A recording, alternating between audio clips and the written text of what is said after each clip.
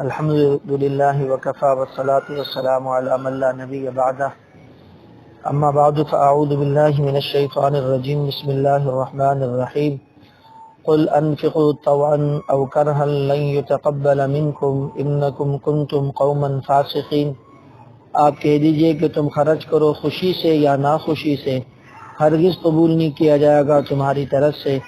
Income کنتم قوما فاسقین، بے شک تم لوگ ہی فاسق ہو۔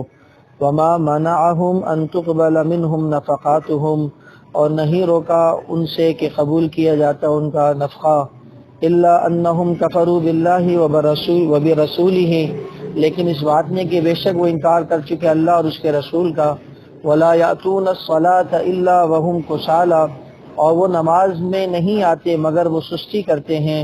ولا ينفقون الا وهم كارهون، اور وہ خرچ بھی نہیں کرتے مگر وہ ناپسند سمجھتے ہیں۔ فلا تعجبك اموالهم ولا اولادهم، پر تعجب میں نہ ڈالے آپ کو مال ان کا اور نہ اولاد ان کی۔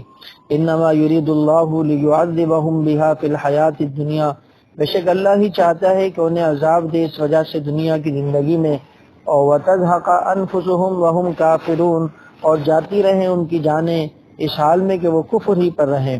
وَيَحْلِفُونَ بِاللَّهِ إِنَّهُمْ لَمِنْكُمْ، اور وہ قسم کھاتے ہیں اللہ کی کہ بے شک وہ تم میں سے ہیں۔ وَمَا هُمْ مِنْكُمْ وَلَكِنَّهُمْ قَوْمٌ يَفْرَقُونَ، اور حالانکہ وہ نہیں ہے تم میں سے لیکن وہ قوم ہی ڈرپوک ہے۔ لَوْ يَجِدُونَ مَلْجَأً أَوْ مَغَارَاتٍ أَوْ مُدَّخَلًا، اگر وہ پائیں کوئی جائے پناہ یا پہاڑوں میں کوئی غار یا کہیں جا گھسنے کی جگہ، لَوَلَّوْا إِلَيْهِ وَهُمْ يَجْمَحُونَ، تو وہ دوڑ جائیں اس کی طرف اور وہ رسیاں تک توڑ دیں۔ وَمِنْهُمْ مَنْ يَلْزِمُكَ فِي الصَّدَقَاتِ، اور ان میں سے بعض وہ ہیں جو الزام لگاتے ہیں آپ پر خیرات کے کرنے میں۔ فَإِنْ أُعْطُوا مِنْهَا رَضُوا، اگر آپ ان کو دیں اس میں سے مرضی کے مطابق تو وہ راضی ہوں۔ وَإِنْ لَمْ يُعْطَوْا مِنْهَا إِذَا هُمْ يَسْخَطُونَ، اور اگر آپ ان کو نہ دیں اس میں سے تو اس وقت وہ ناراض ہوں۔ وَلَوْ أَنَّهُمْ رَضُوا مَا آتَاهُمُ اللَّهُ وَرَسُولُهُ، حالانکہ ہونا چاہیے تھا کہ وہ راضی ہو جاتے اس پر جو ان کو دیا اللہ اور اس کے رسول نے۔ وَقَالُوا حَسْبُنَا اللَّهُ سَيُؤْتِينَا اللَّهُ مِنْ فَضْلِهِ وَرَسُولُهُ، اور ان کو یہ کہنا چاہیے تھا کہ اللہ ہمارے لیے کافی ہے، ان قریب اللہ ہمیں دے گا اپنے فضل سے اور اس کا رسول بھی۔ اِنَّا إِلَى اللَّهِ راغبون، بے شک ہمیں بھی اللہ کی طرف رجوع کرنا ہے۔ إِنَّمَا الصَّدَقَاتُ لِلْفُقَرَاءِ وَالْمَسَاكِينِ، بے شک صدقات تو فقیروں اور مسکینوں کے لیے ہیں۔ وَالْعَامِلِينَ عَلَيْهَا، اور جو اس کے جمع کرنے پر مامور ہیں ان کے لیے ہیں۔ وَالْمُؤَلَّفَةِ قُلُوبُهُمْ، اور زکوٰۃ و صدقات و خیرات ان کے لیے کہ دل جمی مقصود ہو جن کی۔ وَفِي الرِّقَابِ وَالْغَارِمِينَ وَفِي سَبِيلِ اللَّهِ وَابْنِ السَّبِيلِ، اور زکوٰۃ تو ان لوگوں کے لیے ہے جو قید میں ہیں اور جو مقروض ہیں اور اللہ کے راستے میں اور مسافروں کے لیے ہے۔ فریضۃ من اللہ، یہ فرض کیا ہوا ہے اللہ کی طرف سے۔ واللہ علیم حکیم، اور اللہ تعالی جاننے والا حکمت والا ہے۔ صدق اللہ العظیم وصدق رسولہ النبی الکریم ونحن علی ذلک لمن الشاہدین والشاکرین والحمد للہ رب العالمین۔ درود پاک پڑھیں۔ اللہم صلی علی محمد وعلی آل محمد کما صلیت علی ابراہیم وعلی آل ابراہیم انک حمید مجید۔ اللہم بارک علی محمد وعلی آل محمد کما بارکت علی ابراہیم وعلی آل ابراہیم انک حمید مجید۔ اللہم صلی علی محمد فی اول کلامنا، اللہم صلی علی محمد فی اوسط کلامنا، اللہم صلی علی محمد فی آخر کلامنا۔ یا رب صلی وسلم دائما ابدا علی حبیبک خیر الخلق کلہم، هو الحبیب الذی ترجى شفاعته لکل حول من الاحوال مقتحم۔ 10واں پارہ سورہ توبہ، آیت نمبر 53 سے لے کر 60 تک بما ترجمہ تلاوت کی۔ اللہ تعالی ہمیں سمجھنے اور عمل کرنے کی توفیق عطا فرمائے۔ ان آیات سے پہلے بھی اور ان آیات میں بھی اللہ تبارک و تعالی نے منافقین کا تذکرہ کیا ہے۔ آپ کو پہلے بھی یہ بات بتلائی گئی کہ یہ جو آیات ہیں یہ غزوہ تبوک کی کارگزاری ہیں۔ غزوہ تبوک، نبی پاک صلی اللہ علیہ وسلم 8 ہجری میں جب مکہ کی فتح کے بعد حنین کی فتح بھی آپ کو ملی اور پھر آپ مدینہ پہنچے تو رومیوں نے آقا علیہ الصلوۃ والسلام کے مقابلے کے لیے اپنی فوج تیار کی، رومیوں نے۔ اور وہ فوج تبوک ایک جگہ تھی شام اور حجاز کی جنت سرحد، وہاں پر انہوں نے اپنی فوج تیار کی. پیارا آقا علیہ الصلوۃ والسلام کو معلوم ہوا. پیارا آقا علیہ الصلوۃ والسلام صحابہ کے ساتھ ان کے تعاقب کے لیے نکلے اور اللہ تعالیٰ نے صحابہ کرام کو بغیر لڑے یہاں پر فتح عطا فرمائی. کافر جو قوم تھی اس پہ رعب طاری ہوا اور وہ بغیر لڑے وہاں سے واپس بھاگے. لیکن اس دوران جو منافقین کی منافقت تھی وہ کھل کر سامنے آئی تھی. کہ جیسے پچھلی آیت کے اندر ایک تذکرہ تھا جد بن قیس کا. جد بن قیس کا وہ ایک منافق تھا، بظاہر اپنے آپ کو مسلمان بولتا تھا. اس کو جب کہا کہ اللہ کے راستے میں نکلنا ہے، چلو جی تبوک میں جانا ہے، کفار قوم سے مقابلہ ہے، تو اس نے اللہ کے نبی کے سامنے آ کے عذر کر دیا جی میں مجبور ہوں، میں نہیں جا سکتا، میں فتنے میں پڑ جاؤں گا. لیکن جانے سے تو اس نے کیا نام ہے انکار کیا، اور البتہ اس نے کہا کہ میں چندہ دے دوں گا. میں نہیں چاہتا، میں مجبور ہوں، لیکن میں چندہ دے دیتا ہوں. تو اللہ تبارک و تعالیٰ نے ان آیات میں جو میں نے آپ کو پہلی 2 آیتیں سنائی، ان آیات کے اندر بلکہ 3 آیات میں اللہ تبارک و تعالیٰ نے اسی کا تذکرہ کیا. کہ پچھلی آیت میں تو کہا تھا کہ یہ عذر پیش کرتا ہے حالانکہ اس کا عذر کوئی نہیں ہے. اس آیت میں کہا جا رہا ہے کہ یہ چندہ دے رہا ہے تو ان کو بتا دیجئے لن یتقبل منکم، ان کا چندہ قبول نہیں ہوگا. بات سمجھ آ رہی ہے؟ بعض لوگ یہی سمجھتے ہیں نا کہ یار مولوی کا منہ تو چندے سے بند کرایا جا سکتا ہے. تو اس نے بھی یہی سوچا کہ اس محمد کا منہ صلی اللہ علیہ وسلم چندہ دے تو منہ بند ہو جائے گا. منافقت تھی دل کے اندر. وہ پیسے دینے کے بھی حق میں نہیں تھا، نہ تو جانے کے حق میں تھا نہ پیسے دینے، حالانکہ چندہ وصول کیا جا رہا تھا. لیکن پیارا آقا علیہ الصلوۃ والسلام کو کہا کہ اس کا نہیں لینا. ہر ایک کا چندہ بھی اللہ کو مقبول نہیں ہوتا. اللہ تبارک و تعالی ہمارے مال کو اپنے راستے میں قبول فرمائے. تو اللہ نے کہا کہ قل انفقوا طوعا او کرہا، آپ اس کو کہو کہ یہ خوشی سے خرچ کریں یا یہ جو ہے نا زبردستی کے خرچ کریں. لن یتقبل منکم، تم سے قبول نہیں کیا جائے گا. انکم کنتم قوما فاسقین، تم ہو ہی فاسق، تو فاسقوں کا مال ہم نہیں لیتے. ہماری بات ہے، ہمیں تو اس کا مال چاہیے جو زبان کا بھی اور دل کا بھی کھرا ہونا چاہیے. ایسا نہیں کہ زبان میں تو جی لے لیجیے اور دل میں ہے کہ مجبور ہیں تو دے رہے ہیں. نہیں تو یار بات کیا کریں، دروازے پر آ گئے، کیا کریں، دروازے پر آگے دینا پڑے گا. تو ایسا بھی نہیں ہونا چاہیے. نبی پاک صلی اللہ علیہ وسلم کی ایک حدیث بھی ہے، یاد رکھ لیں، فرمایا کہ لا یحل مال امرئ مسلم الا بطیب نفسہ، کسی مسلمان کا مال اس کی دلی رضامندی کے بغیر حلال نہیں ہو سکتا. کسی پہ دباؤ ڈال کے مال لے لینا، کسی پر دباؤ ڈال کے مال لے لینا، چاہے وہ قرض ہی کیوں نہ ہو، دباؤ ڈال کے اگر آپ لے رہے ہیں تو یہ درست نہیں. پیار سے، محبت سے، اس کی دلی رضامندی سے لیا جا سکتا ہے. تو یہ اصل میں چیزیں دل سے مطمئن نہیں تھے، صرف اس وجہ سے مال دے رہے تھے تاکہ مسلمان ہمارے ساتھ کافروں جیسا برتاؤ نہ کریں. کیونکہ اگر مال بھی نہیں دیں، کسی طریقے سے اپنے آپ کو ان کے سب میں شامل بھی نہ کریں، تو پھر یہ ہمیں کافر سمجھیں گے. تو اس لیے دے رہے ہیں تاکہ کافر نہ سمجھے اور ہمارے ساتھ معاملہ کافر جیسا نہ ہو. تو اللہ نے فرمایا بالکل نہیں لیا جا سکتا. وما منعهم ان تقبل منهم نفقاتهم الا انهم كفروا بالله وبرسوله، ان سے کیسے لے سکتے ہیں، ان سے صدقہ خیرات کیسے لیا جا سکتا ہے، یہ تو اللہ رسول کے منکر ہیں. ولا ياتون الصلاة الا وهم كسالى ولا ينفقون الا وهم كارهون.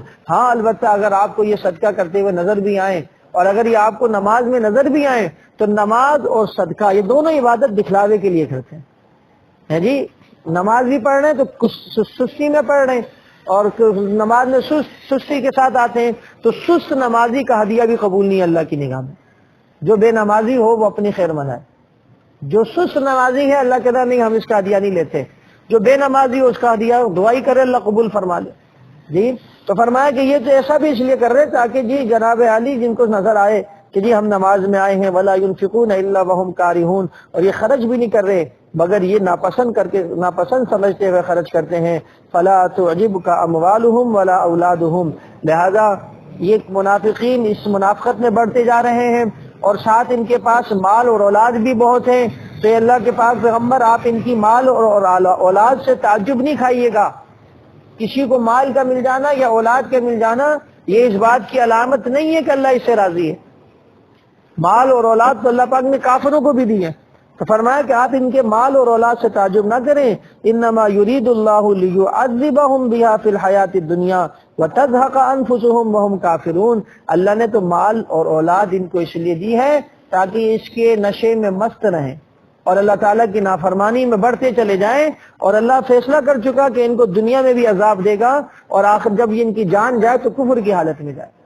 بسا اوقات آدمی ایسا ہوتا ہے کہ اللہ تعالیٰ کو اس کا کوئی عمل ناپسند آ جاتا ہے، بسا اوقات آدمی کو اللہ کو اس آدمی کا کوئی عمل ناپسند آ جاتا ہے، تو پھر اللہ تبارک و تعالیٰ اس سے ایسے ناراض ہوتے ہیں کہ اللہ کی چاہت ہوتی ہے کہ کلمہ نہ پڑھے، اللہ کی چاہت یہ بن جاتی ہے کہ اب یہ کیا نہ لائے، یہ توبہ میری طرف نہ متوجہ کر۔ میرے دوستو، اعمال کی خیر منانی چاہیے، دیکھنا چاہیے کہیں ہم سے بھی کوئی ایسے اعمال سرزد نہ ہو جائیں کہ اللہ ہم سے توبہ کی اور کلمے کی توفیق ہی نہ چھین۔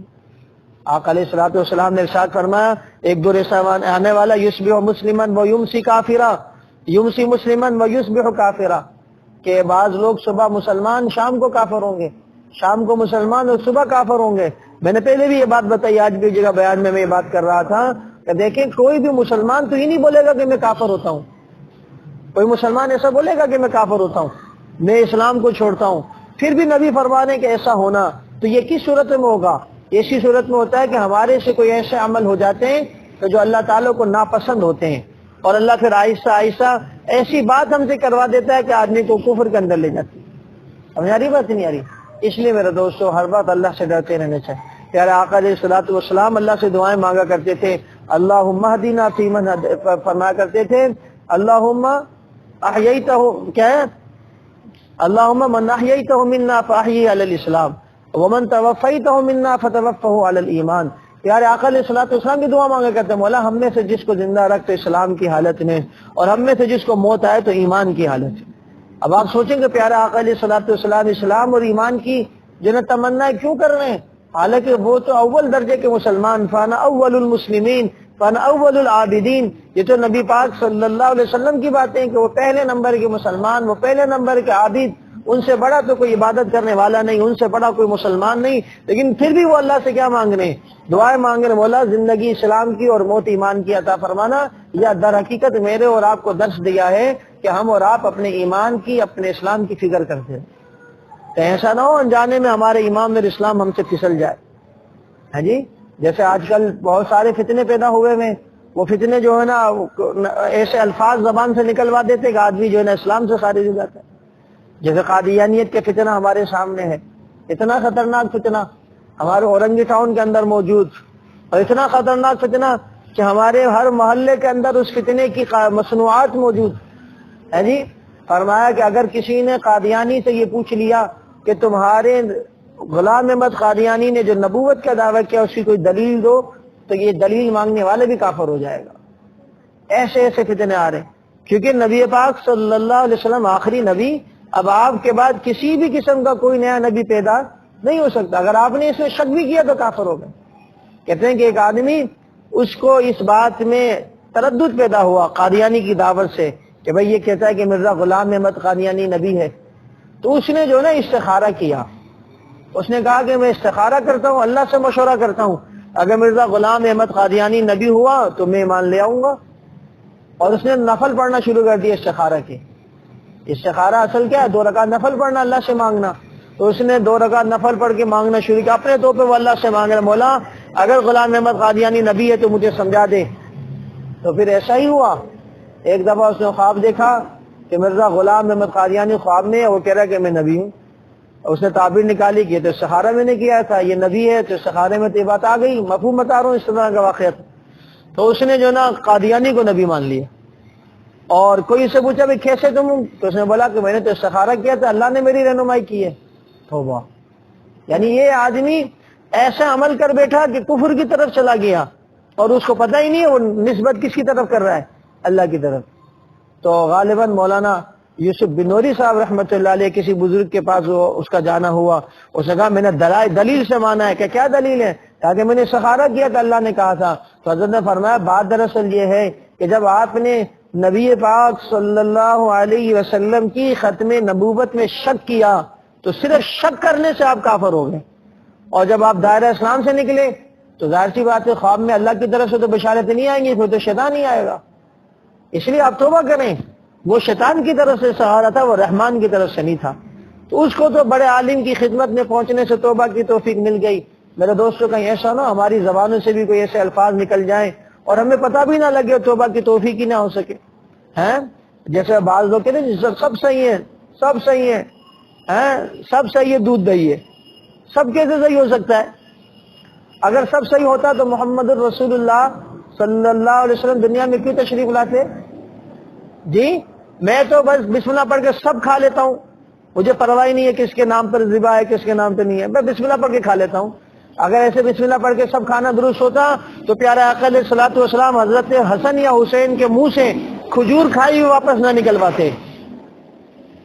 کھجور منہ میں کھا لی اس نے، پیارے آقا علیہ الصلوۃ والسلام نے انگلی ڈال کے اس کی کیا کروائی؟ طے کروائی۔ اللہ کے نبی کہتے بس بسم اللہ پڑھ لو سب صحیح ہے۔ اس نے میرے دوست یہ جملہ بڑا خطرناک ہے کہ سب صحیح ہے، یعنی سنت اور بدعت سب صحیح ہو گئے، ایمان اور کفر سب صحیح ہو گیا، اللہ کی فرما برداری اور نافرمانی دونوں برابر ہو گئے۔ یہ کیسے ہو سکتا ہے؟ ایسے جملے نکلتے ہیں زبانوں سے، جیسے مثال کے طور پر آج کل یہ بات تو یہاں سے چل رہی تھی نا، آج کل ایسے ایسے مارکیٹ کے اندر گانے اور ایسے ایسے بول آئے ہوئے جو اسلام کی روح کے بالکل خلاف ہیں، ایسے ایسے بول آئے ہوئے جو اسلام کی روح کے بالکل خلاف ہے۔ میرے پاس ایک کتاب، اس کتاب رکھی ہوئی ہے میرے پاس، اس میں ہے کہ 100 کفریہ کلمات، کتاب کا نام ہے 100 کفریہ کلمات، اور ان 100 کفریہ کلمات کے اندر لکھا ہوا ہے کہ یہ کلمات مسلمانوں کی زبانوں پر آج کل جاری ہیں۔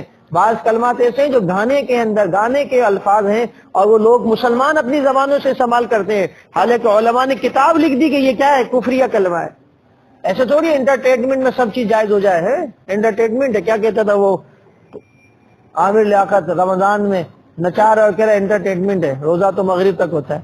یہ کفریہ کلمات ہیں، بات سمجھ آ رہی نہیں آ رہی ہے؟ اور جیسے وہ اس کتاب کے اندر لکھا ہوا تھا کہ بعض کلمات ایسا ہیں، حسینوں کو آتے ہیں ایسے بہانے، خدا بھی نہ جانے تو ہم کیسے جانے۔ استغفر اللہ، سب کے دو استغفر اللہ۔ کتاب میرے پاس موجود ہے، اس میں لکھا کوئی گانے ہیں یہ، اور یہ ہمارے مسلمان بھی پڑھتے، یعنی خدا ہی نہیں جانتا۔ تو خدا نہیں جانتا تو کون جانے گا؟ ان اللہ عالم غیب السماوات والارض وللہ غیب السماوات والارض وَأَعْلَمُ مَا تُبْدُونَ وَمَا كُنْتُمْ تَكْتُمُونَ إِنَّ اللَّهَ عِنْدَهُ عِلْمُ السَّاعَةِ وَيُنَزِّلُ الْغَيْثَ وَيَعْلَمُ مَا فِي الْأَرْحَامِ، اور بھی فرمایا عالم الغیب والشہادہ، اللہ جگہ جگہ فرمایا میں سب کچھ جانتا ہوں، ہے جی۔ اور کوئی یہ کہ خدا بھی نہ جانے، تو میرے دوستو یہ کلمات ایسے ہیں آدمی کفر میں چلا جاتا ہے۔ اور یہ گانے وغیرہ ایسی چیزیں جو ہم علماء سے پوچھ بھی نہیں سکتے، بولے صاحب یہ گانا صحیح ہے یا خراب ہے، بتائیں میں پڑھوں یا نہ پڑھوں، ہے؟ تو آدمی ایسے کاموں میں ہی نہ جائے نا جس سے آدمی کفر کی طرف جا سکتا ہو۔ یعنی 100 کلمات، اور یقین کر رہے میں نے 100 کے 100 کلمات کو پڑھا، ان میں سے اکثر کلمات ایسے ہیں جو لوگوں کی زبانوں پر آتے ہیں۔ جیسے کسی کا انتقال ہو جانے کہتا ہے وہ ہم ہی ملے تھے اللہ پاک کو، ہمارے گھر ملا تھا اللہ، کوئی مصیبت آ گئی ہمارے ہی گھر ملا تھا اللہ کو، نعوذ باللہ اللہ کے فیصلے پر راضی نہیں ہو رہا، اور پھر اللہ تبارک و تعالیٰ کے اوپر تنقید کر رہا ہے، تو آدمی مسلمان کہاں رہا؟ بات سمجھ آ رہی نہ رہی ہے؟ ایک جملہ اور ہماری زبانوں پہ چلتا ہے، او اللہ نے وقت سے پہلے بلا لیا، انا للہ، اللہ کہہ رہا اذا جاء اجلها لا يستاخرون ساعة ولا يستقدمون، کسی کے وقت میں ایک منٹ ایک گھڑی بھی آگے پیچھے نہیں ہوتا۔ اب اللہ نے بلایا ہے تو اس کا وقت ہی وہ تھا، اب یہ کہنا کہ اللہ نے اس کو کیا کر لیا؟ وقت سے پہلے بلا لیا، تو نعوذ باللہ اللہ نہیں جانتا تھا کہ ابھی اس کا وقت نہیں آیا۔ یہ کافروں کے کلمات ہیں، آج ہماری زبانوں پہ کیا ہو رہے ہیں؟ جاری ہو رہے ہیں۔ اس لیے میرے دوست اس سے بچنا چاہیے۔ میں تو سب کھا لیتا ہوں بسم اللہ پڑھ کر، نہیں بھائی، تو بسم اللہ پڑھ کے کوئی آپ کو کتا بھی دے گا آپ تو وہ بھی کھا لیں گے آگے چل کے، ہیں؟ کھانے پینے کے اصول قرآن و سنت بتلائیں، ایسے کیسے سب کھا لے گا آدمی؟ تو بہرحال اللہ تبارک و تعالیٰ نے ان کافروں کے لیے، منافقوں کے لیے فرمایا کہ اللہ نے فیصلہ کر چکا ہے کہ مال میں اولاد میں بڑھتے رہیں اور یہ کفر میں بڑھتے رہیں، ان کی موت بھی کس میں آئے؟ کفر کی حالت میں۔ اس لیے کسی کے پاس مال کا زیادہ ہو جانا یہ اس بات کی دلیل نہیں ہے کہ یہ اللہ کو محبوب ہے، اور کسی کے پاس مال کا کم ہونا یہ اس بات کی دلیل نہیں ہے کہ اللہ اس سے کیا ہے؟ ناراض۔ حضرت عثمان غنی رضی اللہ تعالیٰ عنہ مال بہترین ان کے پاس تھا، مدینے کے بڑے تاجروں میں تھے۔ حضرت عبد الرحمن ابن عوف رضی اللہ تعالیٰ عنہ مدینے کے بڑے تاجر، حضرت عثمان سے بھی غالباً بڑے تاجروں میں آتے تھے، ایسا یہ بات، لیکن ساتھ ایمان تھا تو تجارت نفع مند ہو گئی۔ سمجھ آ رہی بات نہیں آ رہی ہے؟ لیکن میرے دوستو اسی طریقے سے جناب حضرت ابو بکر اور دیگر بہت سارے، ابو ہریرہ اور دیگر بہت سارے صحابہ جن کے پاس کچھ بھی نہیں تھا، فاقوں کی صورت میں رہتے تھے، بھوک اور پیاس برداشت کرتے تھے، لیکن ایمان تھا تو وہ بھی کیا ہو گئے؟ کامیاب ہو گئے۔ تو کامیابی کی ضمانت تو ایمان ہے، چاہے مال ہو یا مال نہ ہو۔ ایمان کے ساتھ مال ہے تو نور علی نور ہے۔ لیکن صرف مال ہونا یہ اس بات کی دلیل نہیں ہے کہ اللہ اس سے راضی ہے. تو اللہ تعالیٰ فرماتے ہیں ان کا مال، ان کی اولاد آپ کو تعجب میں نہ ڈالے، یہ تو اللہ تبارک و تعالیٰ فیصلہ کر چکا ہے لیعذبہم بہا فی الحیات الدنیا، کہ اس مال کے ذریعے دنیا کی زندگی میں اس کو عذاب دے گا. اس سے ایک مسئلہ یہ بھی سمجھ میں آیا کہ مال اور دولت دنیا کے بہترین اسباب میں سے ہیں، لیکن مال اور دولت آدمی کو راحت چین سکون نہیں دلا سکتا. یہ اسباب تو ہیں لیکن اسی کو سب کچھ سمجھنا درست نہیں ہے. جیسے بہت سارے لوگ مال اور دولت کے سب کچھ سمجھ لیتے ہیں اور دن اور رات ایک کر دیتے ہیں مال کے پیچھے. نہ بیوی کے لیے وقت ہے ان کے پاس، نہ اولاد کے لیے وقت ہے ان کے پاس، نہ قوم برادری میں شمولیت کے لیے وقت، بس مال مال مال. ابھی ایسا مال کیا فائدہ جس میں چین سکون ہی نہ ہو، صبح سے لے کر شام تک آدمی مال پہ ہی لگا پڑا ہے. مال تو وہ ہوتا ہے جو آپ کو راحت دلائے. ہاں جی، یہ چھوئی مال ہے کہ آدمی صبح نکل رہا ہے، جب جا رہا ہے تو بچے جو ہے نا سو رہے ہیں، اور جب واپس آ رہے ہیں تو بھی بچے سو رہے ہیں. بچوں کے لیے وقت ہی نہیں ہے اس کے پاس، بیوی کے لیے وقت نہیں ہے اس کے پاس. ایسا بھی مال ہو. وہ لوگ بیچارے دور دور گئے، کوئی مجبور ہے تو چلو الگ بات ہے. لوگ گھر بار چھوڑ کے مال کما رہے ہیں، وہ سالوں میں 2 2 3 3 سال میں بچوں سے ملنے کے لیے آتے ہیں. ایسا بھی مال کی سفارشگاہ، یہ مال کام کا نہیں ہے. مال تو اصل وہ کام کا ہے جو آپ کو نفع دے، آپ کے بیوی اور بچوں کے اندر رہتے ہوئے، آپ کی قوم اور قبیلے کے اندر رہتے ہوئے. اللہ تعالیٰ ہمیں اپنوں کے ساتھ رہتے ہوئے رزق حلال نصیب فرمائے. تو اس لیے اللہ تعالیٰ نے فرمایا کہ ان کو مال اور اولاد دی تاکہ ان کو اس کے ذریعے دنیا میں سزا دی. اتنے لوگ ہوتے ہیں جو مال خوب کما رہے ہیں اور جمع ہو رہا ہے، خوب کما رہے ہیں اور جمع ہو رہا ہے، اور پھر کوئی حادثہ ہو جاتا ہے تو پھر پریشان بھی ہوتے ہیں. پھر دنیا سے چلے جاتے ہیں تو وہ مال اولاد اڑا رہی ہوتی ہے، اپنے لیے ذخیرہ بھی کر کے نہیں گئے، اور اولاد کی ایسی تربیت بھی نہیں کی کہ اس کو جائز راستوں پہ لگا دی، اولاد ناجائز راستوں پہ لگا رہی. ساری زندگی کھٹا، یہ تکلیف اس نے اٹھائی، کیا نام ہے مصیبتیں اس نے اٹھائی، اس کی مصیبتیں الگ زندگی کی. اب پیچھے مال چھوڑ کے گیا، نافرمان اولاد کو دے کے گیا، نافرمان اولاد جو گناہ پہ لگا رہی اس کا وبال الگ اس کو ملے گا. سمجھ آ رہی بات نہیں آ رہی ہے؟ جو گناہ پہ لگا رہی اس کا وبال اس کو الگ ملے گا. اس لیے میرے دوستو مال ہو لیکن مال کے ساتھ ساتھ ایمان بھی ہو، اسلام بھی ہو، اللہ کی رضا بھی ہو، تبھی کامیابی ہے ورنہ ناکامی ہے. فرمایا کہ وَيَحْلِفُونَ بِاللَّهِ إِنَّهُمْ لَمِنْكُمْ، فرمایا یہ منافق تو قسم کھاتے ہیں اللہ کی کہ تم میں سے ہیں، وَمَا هُمْ مِنْكُمْ، حالانکہ وہ تم میں سے نہیں ہے. یعنی ہر آدمی جو آپ کے پاس آ کے آپ کی خیر خواہی کرے ضروری نہیں ہے وہ آپ کا خیر خواہ ہو. کبھی بدخواہ بھی خیر خواہی کر رہے ہوتے ہیں. وَلَكِنَّهُمْ قَوْمٌ يَفْرَقُونَ، اللہ کہہ رہا ہے یہ جو کہہ رہے ہیں نا ہم تم میں سے، ہم بھی مسلمان ہیں، یہ تو ڈر کی وجہ سے کہہ رہے ہیں. ان کو ابو بکر، عمر، عثمان، علی، خالد اور زبیر، طلحہ اور عبد الرحمن ابن عوف، یہ جو صحابہ ایمان والے، ان کا جو روب اور دبدبہ ہے اس کی وجہ سے کہہ رہے ہیں. وَلَكِنَّهُمْ قَوْمٌ يَفْرَقُونَ، ڈر کی وجہ سے کہہ رہے ہیں. جب ان کو قوت مل جائے تو ان کی منافقت سامنے آ جائے گی. جیسے بہت سے منافقوں کے سامنے آ گئی تھی نا تو انہوں نے صاف انکار کر دیا.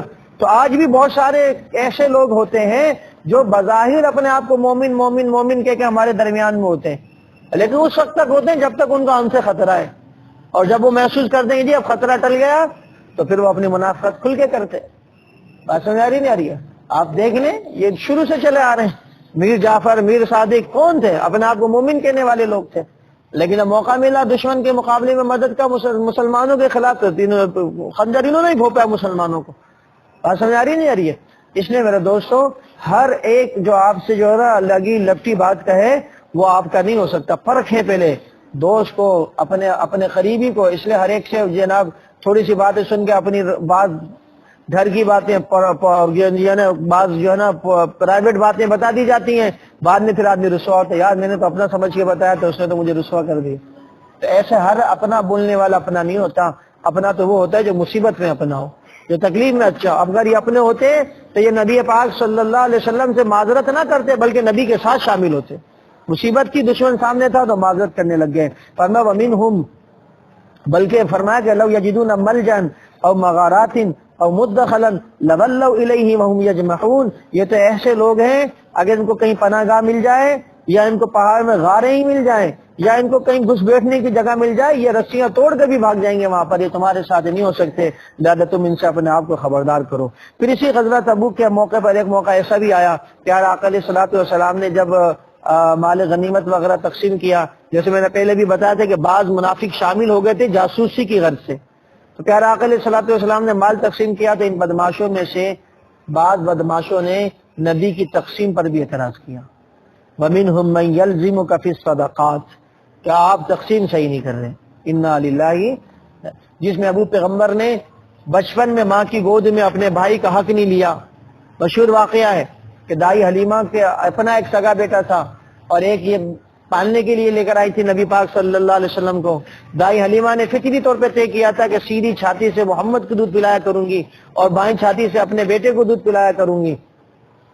تو ایک موقع پر ایسا ہوا کہ آپ صلی اللہ علیہ وسلم نے سیدھی چھاتی سے جب دودھ تناول فرمایا تو اماں حلیمہ کا بیٹا وہ سویا ہوا تھا، تو اماں حلیمہ نے وہ بائیں چھاتی کا دودھ بھی پلانا چاہا. محبوب پیغمبر نے وہ دودھ پینے سے انکار کیا، اس کی طرف منہ ہی نہیں لگایا. اماں حلیمہ کہتی ہے میں دائیں چھاتی میں جب دودھ لگاتی تو وہ نبی پاک پھر پی لیتے، بائیں میں لگاتی تو نہیں پیتے. یہ ایک فطری تھا کہ بچپن میں بھی اللہ پاک نے بھائی کا حق نہیں مارنے دیا، وہ کسی صحابی کا کیا حق مارتے جن صحابوں نے ان کے لیے جانے دی ہوں. جی تو یہ کیسے بدماش بدبخت قسم کے لوگ. پیچھے پوری آیتیں آپ سنتے آ رہے پچھلے درس سے کہ ایک طرف کہنا مومن ہے، مسلمان ہیں، ہم آپ کے خیر خواہ ہیں، ہم آپ میں سے ہیں، لیکن اعتراض بھی کس پہ کر رہے ہیں؟ نبی پاک صلی اللہ علیہ وسلم. کسی اور پہ کرتے چلو پھر بھی آدمی سن لیتا. اللہ کہہ رہا وَمِنْهُمْ مَنْ يَلْزِمُكَ فِي الصَّدَقَاتِ، ان میں سے بعض ایسے جو آپ پر خیرات کی تقسیم کا الزام لگاتے ہیں کہ صحیح نہیں ہوا. یہ کیوں؟ فَإِنْ أُوتُوا مِنْهَا رَضُوا وَإِن لَّمْ يُؤْتَوْا مِنْهَا إِذَا هُمْ يَسْخَطُونَ. اصل تو بات یہ ہے کہ اگر ان کو دے دیا جائے ان کی مرضی کا تو یہ راضی ہو جاتے ہیں، اور اگر ان کو نہ دیا جائے ان کی مرضی کے مطابق تو یہ پھر اعتراض کرتے ہیں. یہ ناراضگی تو اس بات کی ہے کہ ان کو ان کی مرضی کا کیوں نہیں ملا، ہمیں یہ ملنا چاہیے تھا. تو فرمایا علیہ کہ ہونا یہ چاہیے تھا، یہ اللہ کے اور رسول کے دیے ہوئے پر راضی ہو جاتے اور اپنی زبان سے یوں کہتے کہ حسبنا اللہ، اللہ ہمارے لیے کافی ہے، جو ملا اللہ اسی میں پورے کرے گا. اور اگر بالفرض نہ ہو سکی ضرورت پوری سیؤتینا اللہ من فضلہ ورسولہ انا الی اللہ راغبون، تو اللہ ہمیں اور دے دے گا جیسے اللہ نے ابھی دیا. اگر اس سے ضرورت پوری نہ ہوئی تو اللہ ہمیں اور دے دے گا، اللہ کے رسول ہمیں اور دے دیں گے. لیکن ناراض تو نہیں ہونا چاہیے. تو انہوں لوگوں ہمیں بھی اسی طرح اپنے محسنوں کا اپنے بڑوں کا خیال رکھنا چاہیے. اگر کوئی بات خلاف طبیعت ہو جائے تو اس پہ ناراضگی کا اظہار نہیں کرنا. یہ سوچیں ابھی ایسا ہے انشاءاللہ آگے چل کے مسئلے اور اچھے ہو جائیں گے. تو اللہ تبارک و تعالی ہمیں ان اعمال کو سمجھنے کی توفیق عطا فرمائے. اپنی باتوں کو خاص کر اسلامی باتوں میں ضرور غور اور فکر کرنے کی توفیق عطا فرمائے. کہیں ایسا نہ ہو ہم اپنی زبان سے کوئی ایسے کلمات کہہ دیں جیسے ان منافقین نے کہے اور پھر مردود ہو گئے. اللہ ہمیں بھی مردود کر دے. اللہ ہم سب کو مردود بننے سے محفوظ فرمائے. وآخر دعوانا ان الحمدللہ رب العالمین. الحمدللہ رب العالمین والعاقبۃ للمتقین والصلاۃ والسلام علی سید الانبیاء والمرسلین. یا رب لک الحمد ولک الشکر کما ینبغی لجلال وجہک وعظیم سلطانک. لا الہ الا انت سبحانک انی کنت من الظالمین. مولا کریم ہم سب کی حاضری قبول فرما. مولا کریم ہم سب کے تمام صغیرہ کبیرہ گناہوں کو معاف فرما. مولا کریم ہم سب کے حال پر رحم فرما، کرم فرما، خیر اور عافیت والا معاملہ فرما. مولا کریم ہم سب کو یا اللہ شرک سے یا اللہ منافقت سے محفوظ فرما. مولا کریم ہم سب کو منافقت سے محفوظ فرما. مولا کریم پکا ٹھکا مومن بن کر زندگی گزارنے کی توفیق عطا فرما. حالت ایمان میں یا اللہ موت نصیب فرما. مولا کریم ایسے جملے جس سے تو راضی ہو جائے یا اللہ تیرے حبیب راضی ہوتے ہیں، مولا ایسے جملے ہمارے اپنی زبانوں سے یا اللہ ہمیں جاری کر فرما. مولا ایسے جملے جس سے تو یا تیرا حبیب ناراض ہو ہمیں محفوظ فرما. تمام پریشانیاں مولا کریم دور فرما. جس کی جتنی بھی پریشانیاں مولا سب دور فرما. خصوصاً بیماروں کو صحت و شفا عطا فرما. یا اللہ قرض کی خلاصی کے اسباب میسر فرما. بے اولادوں کو نیک صالح اولاد نصیب فرما. بن بیاہ بچے بچیوں کے لیے بہترین جوڑوں کے رشتوں کا بندوبست فرما. جزا اللہ عنا محمد صلی اللہ علیہ وسلم ما هو اہلہ وصلی اللہ علی النبی الکریم وعلی آلہ واصحابہ اجمعین. آمین ورحمتک یا جزاکم اللہ.